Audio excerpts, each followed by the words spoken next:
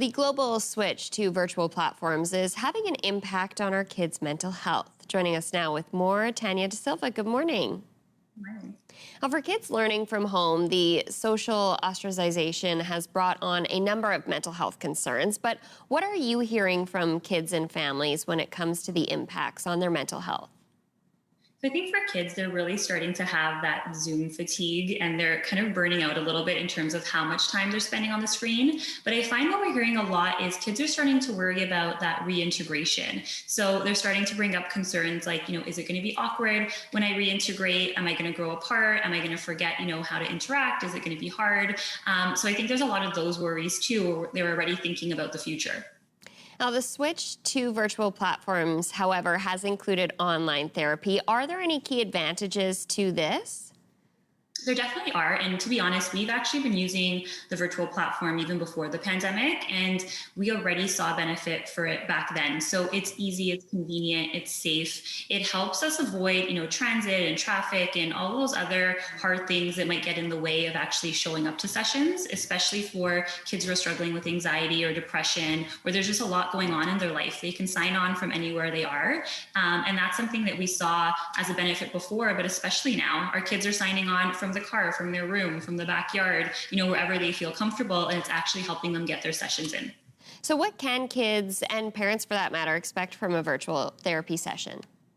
So the way that we typically structure ours, our first session, we always meet with the parents privately first because we want to give them that space to speak freely without kids overhearing. And then we do kind of a slow exposure at the end of that session where we'll bring in the child or the teen so they get to meet the therapist, but for 10 to 15 minutes so it doesn't feel super overwhelming. And then moving forward, all of our sessions, we do like to take a family approach where we work with the child as well as the parents. We make it as interactive as possible. We like to give hands-on practical skills so kids and parents can take those sessions and take what they learn in those sessions and actually implement it easily into their day-to-day.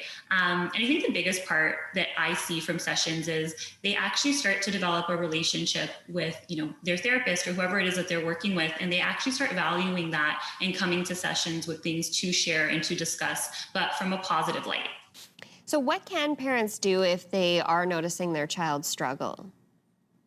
We typically look at it in a couple different ways. We always start with kind of reframing that mental health conversation because unfortunately, there still is a little bit of that negative stigma where if you're going to therapy, there must be a problem or something you're struggling with, something we need to fix. So we always start there where, going to therapy is actually a positive. So we always ask parents, how are you actually approaching the conversation and make sure that it's coming from a positive lens.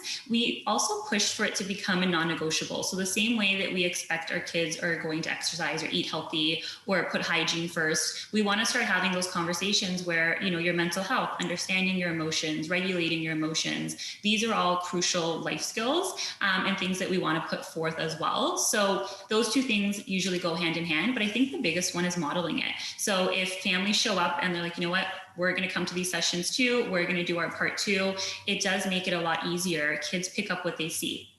Now, what about kids who are worried, that maybe parents and their therapist are just teaming up on them? How can you create that separation that the parents and therapists aren't a team necessarily? That concern definitely comes up. I find especially for our preteens or teens. So we're very transparent in the beginning where, yes, your parents are going to share things with us and we're also going to respect their confidentiality, but anything that you share with us, we're also going to respect yours, right? So they're all kind of covered under their own. And we also set the tone where whatever it is that we're sharing with your parents, we're going to talk to you about it beforehand. And if you're okay with it, great. If not, then we'll figure out how to approach it.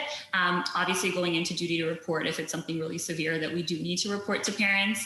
So I think the transparency really helps. And a lot of our kids actually latch onto that and they start kind of using us as a mouthpiece in a positive way where they're like, what, I want my parents to know this, but can you share this with them so that I don't have to do it? So it actually usually works out well. Well, hopefully that inspires some parents and kids to sign up for therapy, whether it be in person or online. We have your information up there below if anyone wants to find out more.